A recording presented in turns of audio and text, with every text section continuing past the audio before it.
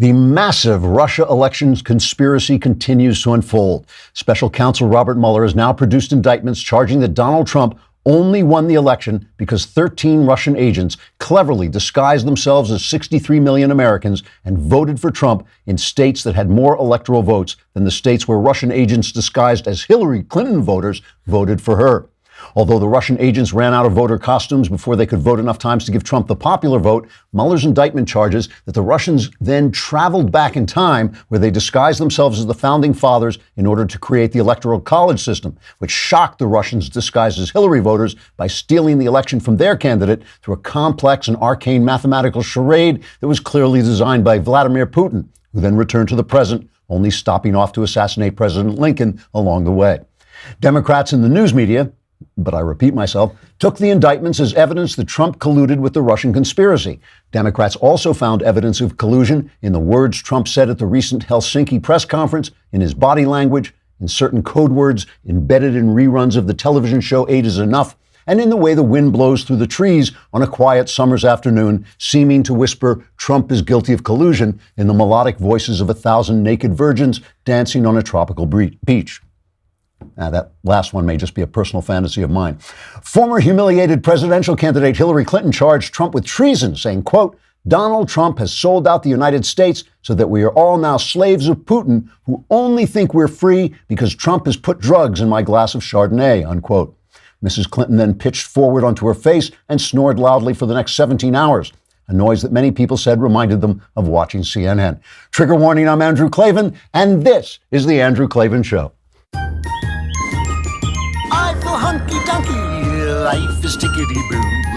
Birds are winging, also singing hunky-dunky-doo. Ship-shaped, tipsy-topsy, the world is zippity-zing. It's a wonderful day, hurrah, hooray! It makes me want to sing. Oh, hurrah, hooray! Oh, hooray, hurrah! All right, speaking of Russian spies, I met this latest woman who was indicted. There's Russian, what's her name? Like Maria Butina or something like that. She was, what is it? That's it. Yeah. I was at one of those David Horowitz events down in Florida. And this guy, I know him. I meet him at these things. He was kind of introducing her around, and she was dressed in this really slinky, kind of sexy way. And she talked to me we had a fairly substantial conversation where she said she was fighting for gun rights in Russia and wanted to know whether she should do it from here or from there. And so you have this very young, very sexily dressed woman asking an older man for advice. And, even I am smart enough to think like, no way did I ever think she was a Russian spy. I don't even know if she is now, but they indicted her for it.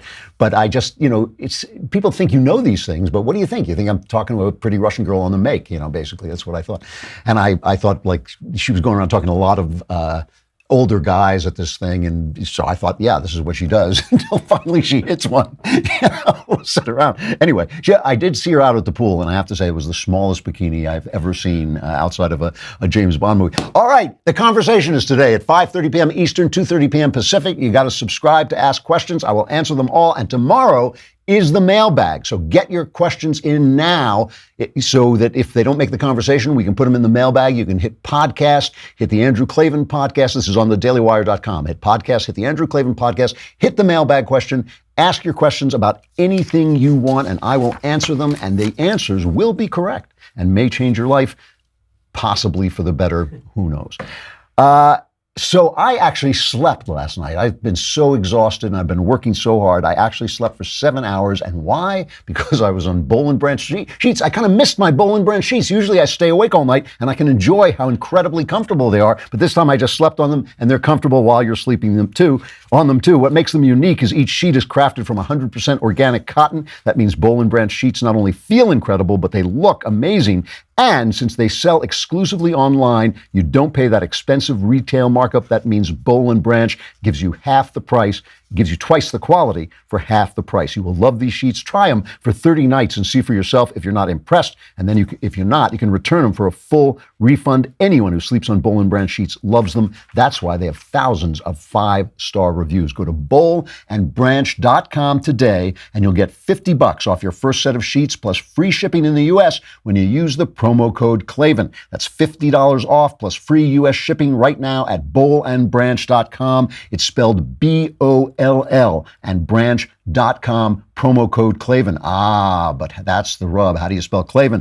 Bollandbranch.com, promo code K-L-A-V-A-N. There are no E's in Klavan. I just make it look easy. So it's a really good thing that the world ended when we left the Paris Accord, because otherwise it would have ended after that Helsinki press conference. But luckily, even if it hadn't ended when we left the Paris Accord, it would have ended when we left the Iran deal. And then, if it hadn't done that, it would have ended when we left net neutrality. Whatever Trump does, every summer, I feel like I make this speech. Every summer I've done this show, I have to come on and remind people that summer is the perfect time for the left to go insane because there's not as much news. This has been a big news summer because of the Kavanaugh appointment and because of for the Supreme Court and because of the Helsinki, the Europe trip and all this stuff. But they just get hysterical. And Obama promised Putin, we played this yesterday, he would pull our missile defenses. He did pull our missile defenses. I remember walking to PJTV and there were people on the ceiling saying, this is treason, this is treason.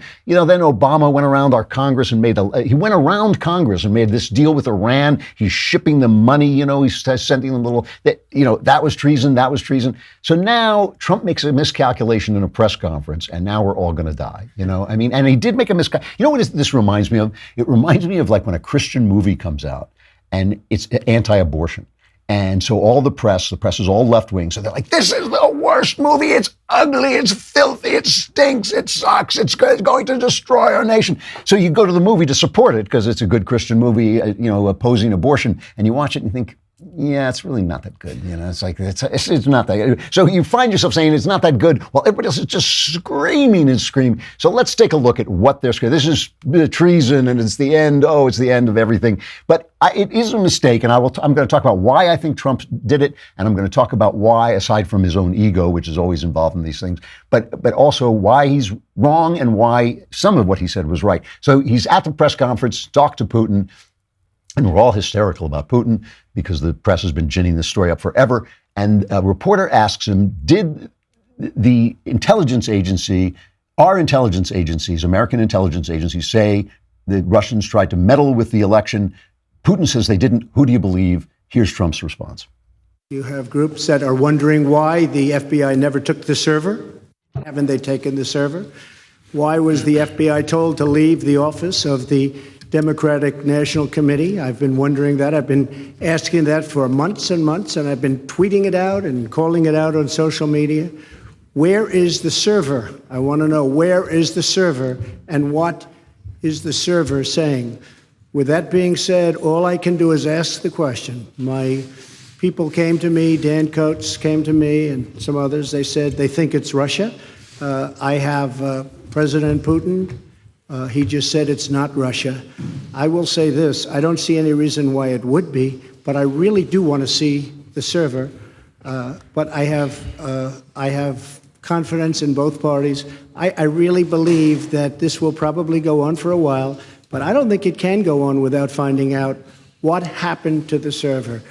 Okay, so he says he basically has faith in both sides, Putin and our intelligence agencies. And here's the left's response.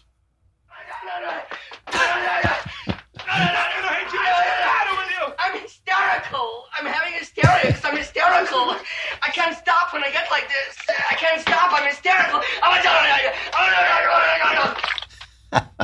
You think I'm joking, but here's an actual cable montage from our friends at Newsbusters, Cut 3. First of all, I just have to say I'm sick to my stomach. I'm really feeling nauseous. Stunned, gobsmacked. We're hearing words like, I feel sick, this is frightening, calling it an abomination. Shocking. Stunning. Genuinely stunning. What is going on? Unbelievable. Astonishing. Just astonishing. It is astonishing, it's heartbreaking, and it represents, I think, a pivotal turn in our nation's history. It's time for Americans to be out on the streets. There are people protesting in the streets every day. in the 70s. Why is that not happening now? When do we see almost a shadow government come out and say, we cannot side with the government? As an American citizen, I just personally think today is just an incredibly depressing moment in our time, in our history as an American. Was this a new low? Jim Sciutto, Josh Campbell, I appreciate you both being with us on what has been really a difficult day for this country and frankly for much of the free world ahead. He didn't even meet his own low bar for not screwing this up. I mean, it is an absolute disgrace. It's a parody of a disgrace. This entire week of President Trump abroad has made Hillary Clinton seem all the more prescient. All he had to do was not, put on jammies and crawl under the covers with Vladimir Putin, and he couldn't do that. I'm hysterical. I love Anderson Cooper. He's so upset. He's always so upset. How it's been a very difficult day. It's been such a difficult. And my favorite part of this is this whole thing. And I was even getting these from conservatives because conservatives were piling on Trump as well. But Chuck Schumer, let's let Chuck Schumer say it. This is why they think he was being nice to Putin. What could possibly cause President Trump to put the interests of Russia over those of the United States? Millions of Americans will continue to wonder if the only possible explanation for this dangerous behavior is the possibility that President Putin holds damaging information over President Trump. You're a mean, mad white man. Yes, a mean man. That's the only possible explanation, is that Trump is being blackmailed by Putin. If Trump, I was getting this even from right-wingers yesterday. If Trump is being blackmailed by Putin, how come he armed the Ukrainian rebels? How come he shut down 2 of their consulates, threw out 60 diplomats? He sanctioned the oligarchs, who are all Putin's really got is oil and oligarchs supporting him. He expanded the Magnitsky sanctions. He tripled our defense in Europe. It's utterly absurd. I mean, it is utterly absurd. The New York Times, a former newspaper. Well, I'll get to that in just a minute. Let's first talk about the mail. Okay, let's talk about the post office. Let's talk about something positive, because I love the post office, but I want the post office when I want the post office, just like I want everything else. I'm a millennial. All right, I'm not a millennial, but I think like a millennial, and I want things when I want them. I want them now. I cannot be going out to the post office, so I use Stamps.com. With Stamps.com, you can access all the amazing services of the post office right from your desk 24/7 whenever you want it, and it's convenient for you. You can buy and print official U.S. postage for any letter, any package using your own computer and printer, and the mail carrier picks it up. Just click, print, mail, and you're done. It couldn't be easier. I personally use it just because it's so amazing to me that you can put an envelope in your printer and have it come up with that. Because I'm not a millennial. I put an envelope in my printer and it comes out with a stamp. I think that's cool. Right now, use the code Klavan for this special offer. It includes up to $55 free postage, a digital scale, and a 4-week trial. Don't wait. Go to Stamps.com and click on the radio microphone at the top of the homepage and type in Klavan. And I know what you think. How? That's too hard. How can I type in Klavan? It's Klavan for up to $55 free postage, a digital scale, and a 4-week trial. Go to Stamps.com and enter Klavan. The New York Times, a former newspaper, has their lead editorial, "Why Won't Donald Trump Speak for America?" And the minute I saw this, I thought, Trump, why won't you speak for America? You guys stand for socialism. You write articles about how great sex was for women during the Soviet Union. It was great sex for them until they dragged their husbands off and shot them. That's like, wow, what great sex. You guys at the New York Times, you backed a man who said he wanted to fundamentally transform America. Why didn't you speak up for America then? You opposed justices who uphold the Constitution. This is what's so absurd about this, is even though I thought Trump should not have said it, and I'll tell you why in a minute, even though I think Trump should not have equated anything in America with anything in Russia, and really shouldn't have these ideas about Russia that he has, like, he at least is viscerally pro-American. He loves this country. He wants to do things good for this country. He wants to fix things for this country. He wants the country to love him.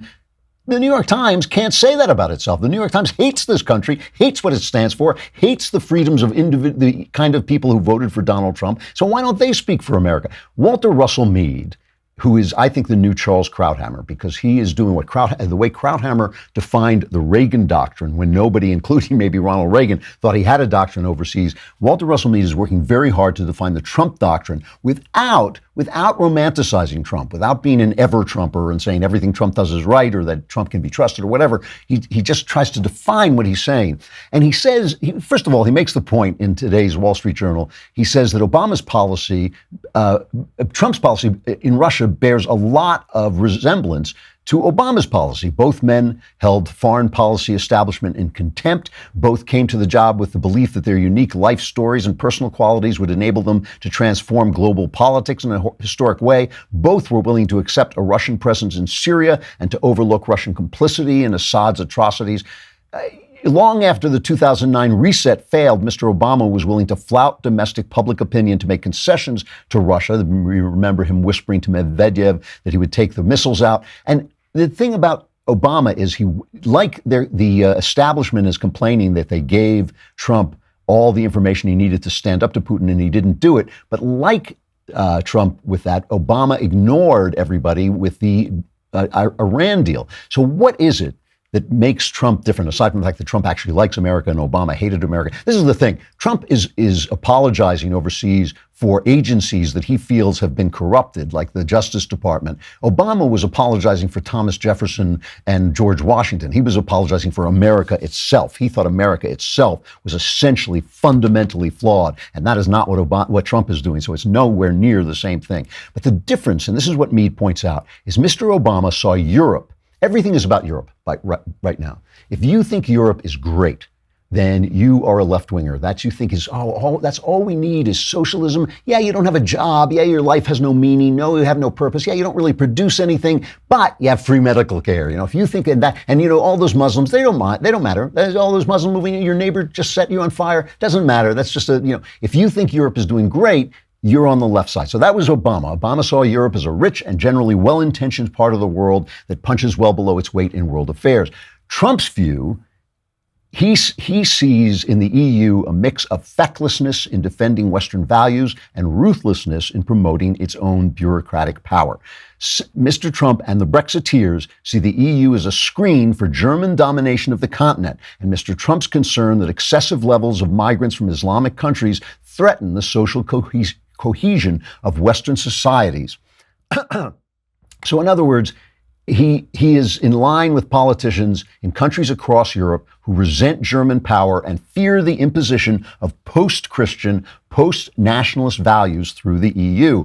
Here's what Mead says about this. From this perspective, Mr. Putin looks less like a malign force bent on dismantling the Cathedral of Liberty and more like an unsavory but potentially useful partner. And that is what Trump sees. Trump sees Europe going down the drain. I believe he's right about this. He sees Europe abandoning Western values, abandoning nationalism, abandoning the Christian values that underlie our freedom. And he thinks, well, Putin's not a good guy, but I can use him. Here's the problem with that, okay? Trump probably knows that Putin is a gangster, but he's dealt with gangsters. He was a New York real estate developer, so he's dealt with gangsters. And he thinks, oh, well, I can deal with gangsters. But he's wrong, because gangsters don't want to kill you. They want to rip you off. They want to take money from you. And then everybody gets what they want. You want to keep your restaurant? Yeah, you pay us for protection. You can keep your restaurant, but you can still have your restaurant. Putin is not that guy. He wants his enemies dead, and we are one of his enemies. Chris Wallace did this amazing interview with him yesterday, and he just said to him right out, he talked to him like the mobster he is. It's a really interesting exchange. He said, well, listen to this question. This is cut number 1. Why is it that so many of the people that oppose Vladimir Putin end up dead or close to it?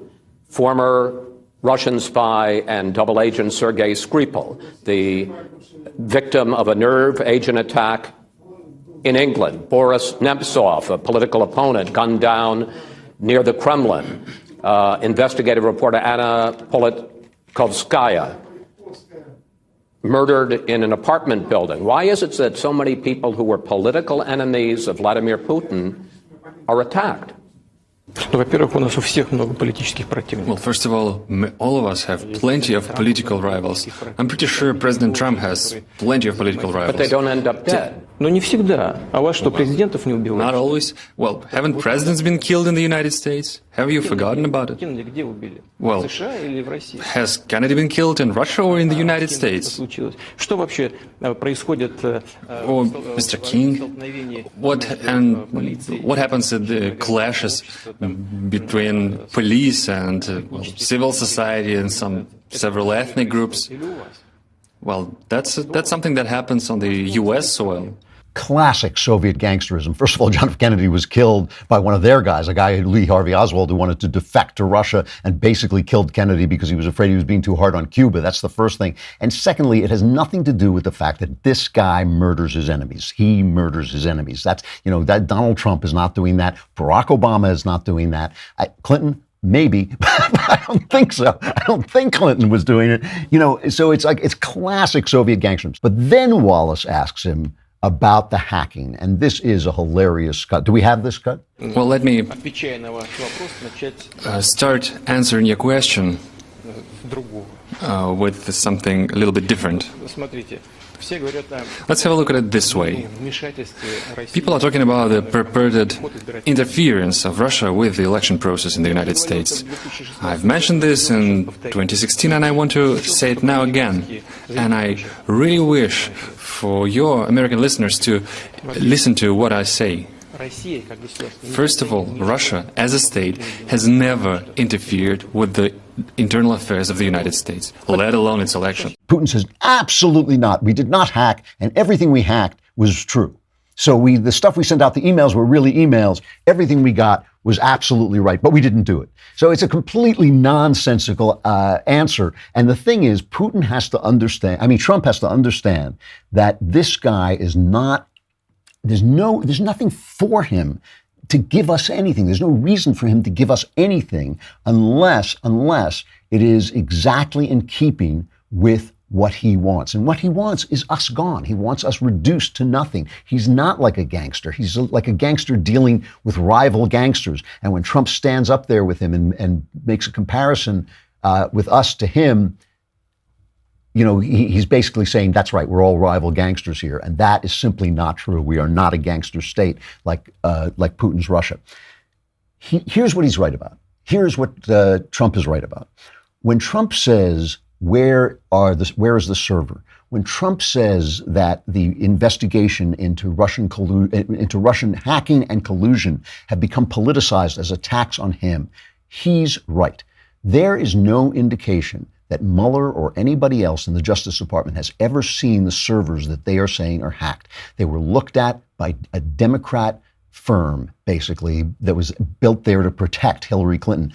And as far as we know, the Justice Department, the FBI, has never gotten their hands on those servers, so they do not know for sure that it was what they're saying. But let's say it was true. Then the question becomes, and I said this yesterday, but it remains true, why did this indictment that Mueller turned out, why did it come out exactly when it did? Why did it come out just after Strzok humiliated the FBI? And why did it come out just before Trump went over to have this summit in Helsinki? Michael Mukasey, who was Attorney General under Bush, he writes a piece in the Journal today saying, look, this is something that prosecutors are not supposed to do. That prosecutors are not supposed to do stuff that damages the political sphere. Now, usually they talk about this in terms of elections. Prosecutors are not supposed to do investigations that might affect the outcome of an election unless it's desperate, unless we find out that, Trump is actually holding up liquor stores and he has to be stopped. But if it's not like that, the prosecutors are supposed to hold back. So in a case where we're going off to do this summit, it's the same kind of thing. It's this, we do not want the prosecutors releasing these indictments when Trump is going off to do a summit. Why did they do it? Why did they do it if it's not political? I think they did it. Here's the thing. What was Putin thinking when his guys went into these computers? He was obviously not thinking Trump is going to be president. The guy is not a seer. He's a gangster, right? He didn't know that Trump was going to be president. Nobody knew. Nobody knew. And so what he was thinking was, Hillary's going to be president, and so I'm going to have this and I'm going to humiliate her and I'm going to be able to hold this over her, hold this over her when she's president. So Trump is wrong in putting us on a par with the Russians. That is just wrong. He's wrong in thinking, I think he's wrong in thinking that he's going to get anything of value out of Putin. This is the same mistake Obama made early on with the reset button and all that stuff. Same mistake W. Bush made when he said, oh, I see into Putin's heart. First of all, if he saw into Putin's heart, he must have been looking in the freezer because it ain't the guy's chest. And, this is the same mistake. And they all kind of came around and realized, no, I'm dealing with a gangster who wants nothing. I'm dealing with the scorpion. The scorpion's going to sting me no matter what because that's his nature. So he's wrong about that. He is right that this collusion thing has become a politicized investigation. He is right. Also, when he's talking, he's conflating, you'll notice, the look at Russian hacking with the Russian collusion story. But the press has been doing that to him since he took office. So I can't blame him for doing that. But he is right about that. And he is right to attack an organization, the Justice Department, that was corrupted by Barack Obama, just as the State Department was corrupted by Barack Obama and the IRS. All right. But don't panic. It will all pass over. There'll be more news tomorrow, and it'll all, we'll be going on to something else. So far, listen, the other thing is Trump is doing a great job as president. So that's the other thing. All right. The conversation is later today, 5:30 p.m. Eastern, 2:30 p.m. Pacific. Subscribe if you want to ask questions and send in your mailbag questions too. Do not stint on those mailbag questions because I don't want to show up for the mailbag and not have any questions to answer. So go to thedailywire.com, hit the podcast button, hit the Andrew Klavan podcast, hit the mailbag, ask your questions, answers guaranteed correct, and will change your life on occasion for the better. We have Mona Charen coming up to talk about her new book, Sex Matters. Really interesting interview, but we got a break from YouTube and Facebook.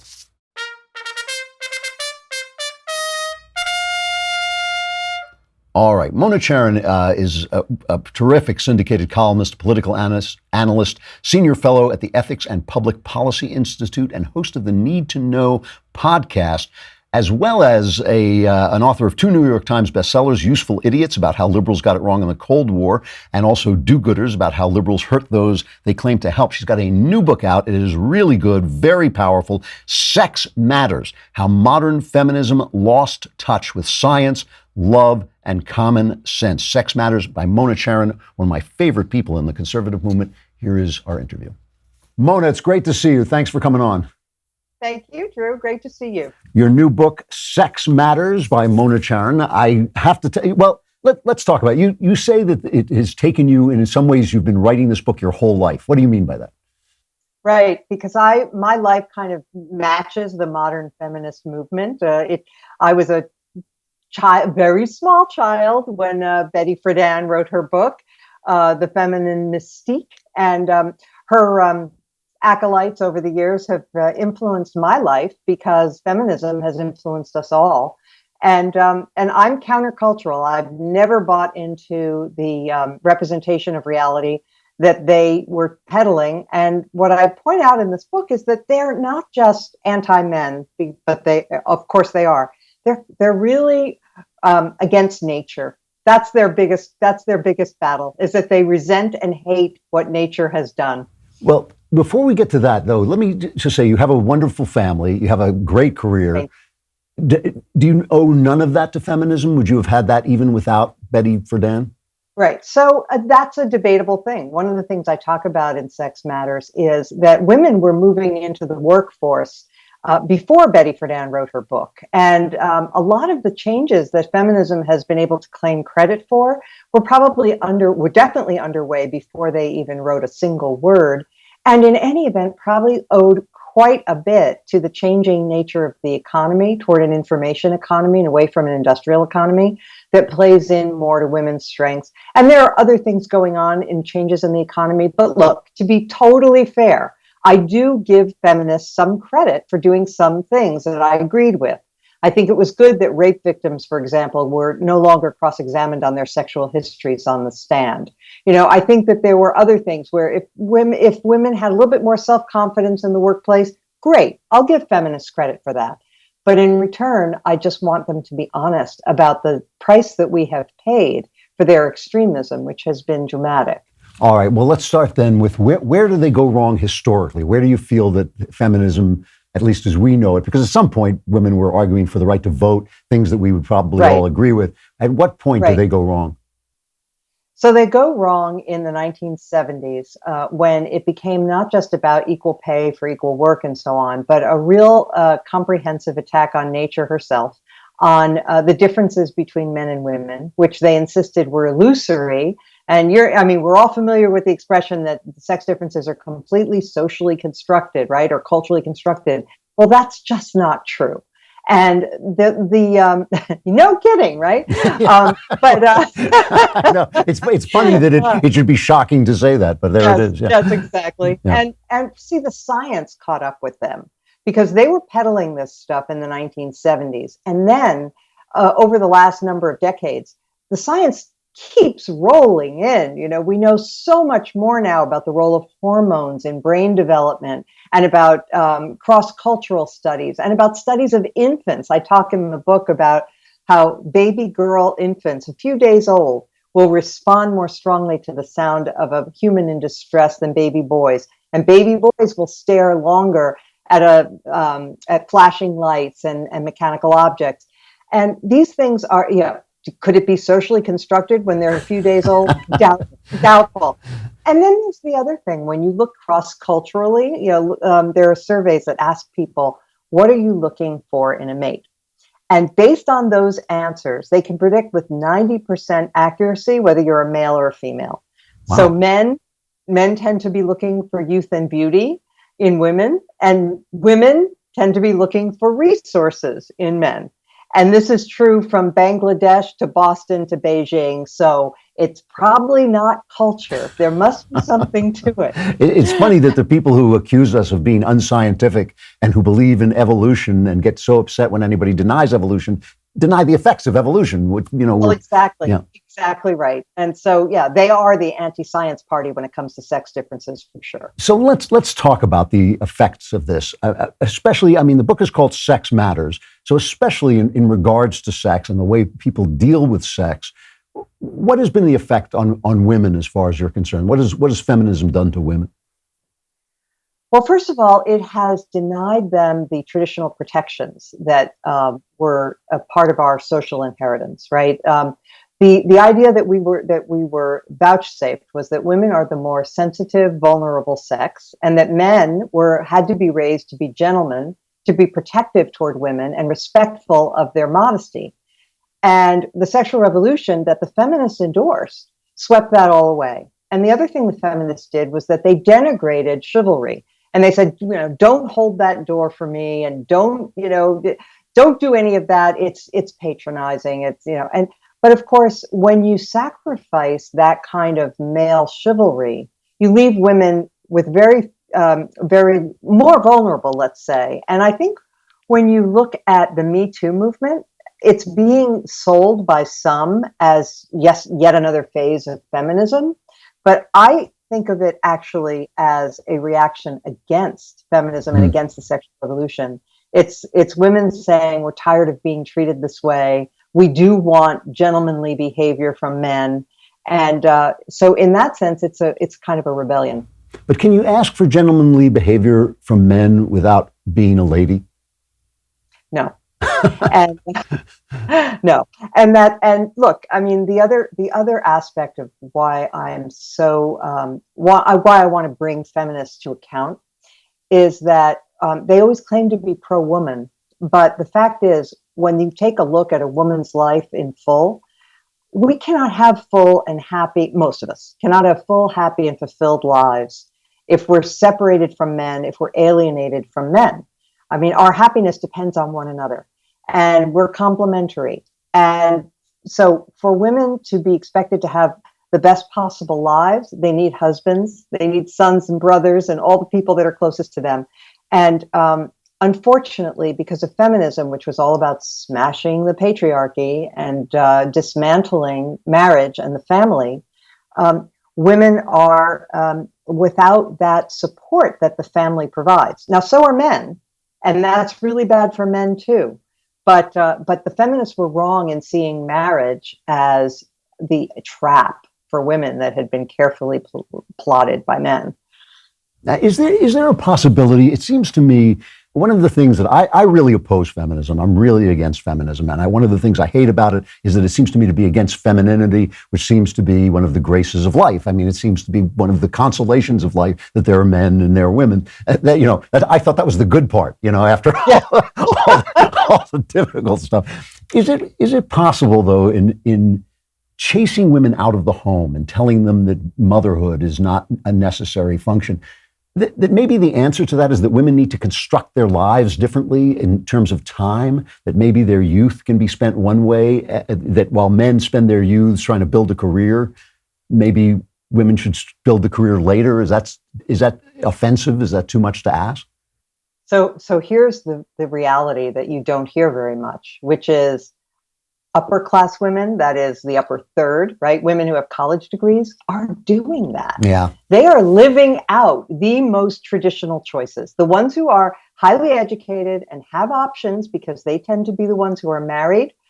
76% of married mothers say that their ideal situation when their children are young is either working part-time or having no work outside the home. Yeah. It's the people who are less educated. It's the people at the lower end of the socioeconomic scale who are faced with an awful choice, because marriage is rapidly disappearing. And so women are, forced to work. And what do? They don't have a career. They just have a job.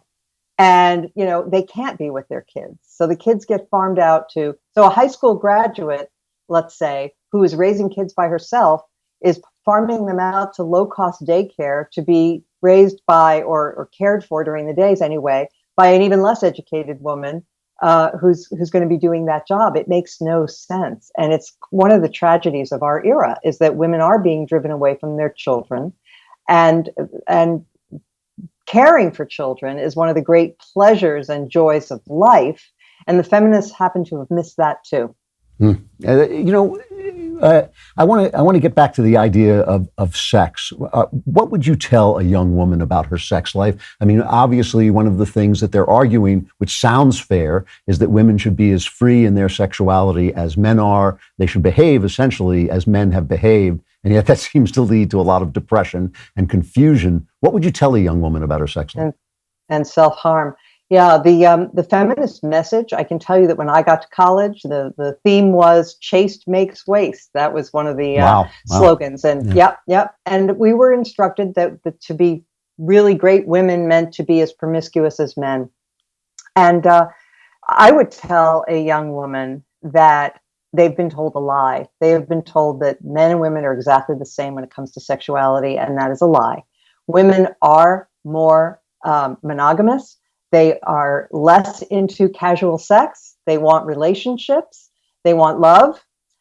There's an old saw. It's way oversimplified, but there's truth in it anyway. It's in my book.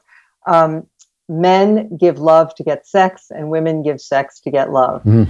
And there's a little bit of truth to that. And women should be aware that no matter what the feminists tell them, they will always be the more vulnerable sex. That they will not be able to engage in casual sex with the same abandon that men do and walk away without feeling hurt or wounded in some way. Some can, but not many. The typical thing for a woman is that when she has sex with a man, she gets attached. And that's just biology. And so she should be very careful in discriminating about who she has sex with and when and where. What about abortion? I mean, one of the arguments for abortion is this is what gives women the freedom to have the sex they want. This is what gives them, makes them equal to men. And if you take abortion away from them, you've taken away their rights. Yeah, isn't that great? So they've persuaded generations of people that here, look, you should be sexually promiscuous. Which, hey, is a great benefit to men, but they claim that it was for women's sake. You can be sexually promiscuous, and then when you get pregnant, we're going to allow you to have this surgical procedure that will rip your heart out as well as your baby. Yeah. And isn't that a great advance for women? So look, and besides which, abortion is an atrocity. And so even if it were true, which it is not, that women regard it very casually and need it as a backup for failed birth control and in order to have sex. No, it's even still, even if people did feel that way, I would still oppose it because it's morally, it's morally wrong. So here you are, someone with a family, with a career. I mean, you are one of the most important conservative voices and columnists. What reaction do you get when you say these things from feminists? I mean, I can't help but notice that feminists can be kind of fierce and ferocious whenever anybody opposes them. One thinks of the harpies. What kind of reactions do you get when you make these comments? So it depends. There are pieces that I've written where I've talked about the Me Too movement in sympathetic ways. And they said, oh, well, like she has a point there, and it is true what she says about casual sex and about women being more vulnerable. So sometimes they're open to that. When it comes to abortion, they tend to get their backs up. And certainly when I talk about making it easier for women to spend time with their kids and not driving them out of their homes if they don't want to be driven, and most don't, they react badly to that too. And they've been using the same slogans for centuries. It feels like, oh, you want to have women, barefoot and pregnant and slaves in the kitchen and the bedroom and so on and so forth. So you get some of that. I'm going to watch and see if you get reviewed in the New York Times, which I can't. They'll probably try to ignore you. I think that's probably their best bet. What do you want to see going forward? It seems that feminism has so permeated. Certainly, one of the things that's unfair is that so many of the people who are on the news and on television are women who have left their children at home and so are very sympathetic to that point of view. Right. And the feminist the woman who stays at home with her children doesn't have the same kind of voice, doesn't have the same megaphone that they have. What would you like to see going forward, and what do you think will happen going forward?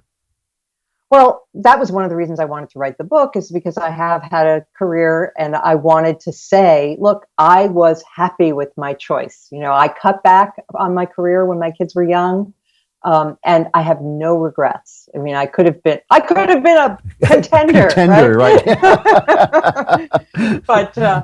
But I'm happier. My kids are happier. My husband's happier. We're all happier that I made the decisions that I made. And so that was one of my goals, was to be able to just be a woman's voice who could say that. And another goal is to cause people to back up and look at the true radicalism of what the feminists have argued over the last several decades, and confront the fact that it has led to a great deal of misery, to many, many women struggling to raise kids on their own, to many men being disconnected from their families and addicted and alone, not working. All of these things are in part a consequence of the feminist message. And so I hope to spark a debate and get people to reconsider some of the pieties that feminism has fed them, as well as some of the misrepresentations of reality, like the 77 cents on the dollar statistic, which is bogus, and other things, like there are no differences between the sexes. And so, my hope is to cause a reevaluation. Mona Charen, not just a contender, but a champ in my book, Sex Matters. Only you and I know what that's from now. Sex Matters. Mona, thanks so much for coming on. I hope you'll come back and we'll talk again. And if you're in town, let me know. Okay, thanks. Good to see you. Bye. See, I never get to see anybody anymore. I just get to interview people. This is the thing. All right, sexual follies, speaking of which.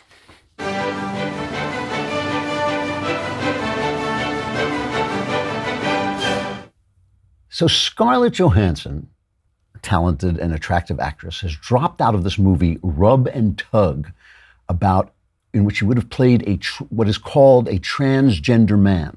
So I'm always get very confused about this. This is Rub and Tug tells the story of Jean Marie Gill, who was born a girl, but who assumed the identity of a man, right? And operated a massage parlor and prostitution business in Pittsburgh in the 1970s and 80s. So she's a woman dressed up as a man, essentially. And the transgender community, which has got to be like 6 guys, right? Or girls, or who knows what the hell they are. They say to Scarlett Johansson, it is not right that a woman should pretend to be a woman pretending to be a man. I mean, it's like no acting here. this is the movie business, right? She's not allowed to act, but what she's not allowed to do is a woman can't pretend to be a woman who is herself pretending to be a man. I mean, that is, and she caved in, and it's like, here's the funny thing. I've said this a million times, I know, but like, I don't have anything against transgender people. I think it must be a tremendously, terribly painful thing to feel out of place with your gender, right? To feel that, I don't know, somehow I'm really a woman. I don't even know what that means exactly. Well, I do know what it means because we know men and women are different. So you feel like you're not fulfilling the archetype of a man, you're fulfilling the archetype of a woman. That must be tremendously painful. And I don't actually believe it's necessarily even a mental illness to feel that way. It may just be something biological that is, something even if it's psychological. What I do think is a mental illness, is declaring that if you feel that way, you actually are the other sex, because that's absurd. That's a mental illness. Torturing children and giving them hormones, that's mentally ill. It's not the people who are experiencing this painful state who are crazy. It is the people who are trying to convince us that that state is reality, and therefore an actress can't play a woman who is playing a man. I mean, that is completely irrational. And the fact that people keep caving, you can be a leftist, you can be tolerant and still not be bullied by nonsense, still not concede the point to people who are talking absolute crap. The professors at the University of Minnesota Twin Cities could lose their jobs if they don't use transgender students' preferred pronouns. A newly drafted gender identity policy at Minnesota's flagship public university is aimed at fighting misgendering or calling someone by a name or pronoun they don't use. So in other words, they want to take the people who teach our children how to find truth and force them to not say what they believe. They want to force them to not say what they believe. Never mind even the question of whether a woman who pretends she's a man is actually a man or not, which is absurd, but never even mind that. If you don't believe it, you should be able to say it. That is part of free inquiry, free thought, free speech. This thing is driving people crazy. And the underlying idea of it has to do with this hatred of sexuality, this hatred of humanity, which is male and female. That's the only thing. Only two kinds of people. There are only two kinds of people, men and women. Everything else, we're just pretty much the same. But men and women are different. And the fact that that is true, and the fact that it's unfair, and the fact that it has all the wonderful and terrible things that it produces in life, which is basically everything about life, drives these people crazy. They hate life. They hate humanity. They hate sexuality. And we should be ignoring them with all the power of our apathy. Okay, we should marshal all our apathy to ignore them completely. Shame on Scarlett Johansson. She's a wonderful actress. She should have stood up and said, I am an actress. This is what I do, is I pretend to be other people. That's what I do for a living. You cannot tell me I can't do that for a living because of your stupid politics. All right. The mailbag is tomorrow. Get your questions in. Conversation later today. See you there. I'm Andrew Klavan. This is The Andrew Klavan Show.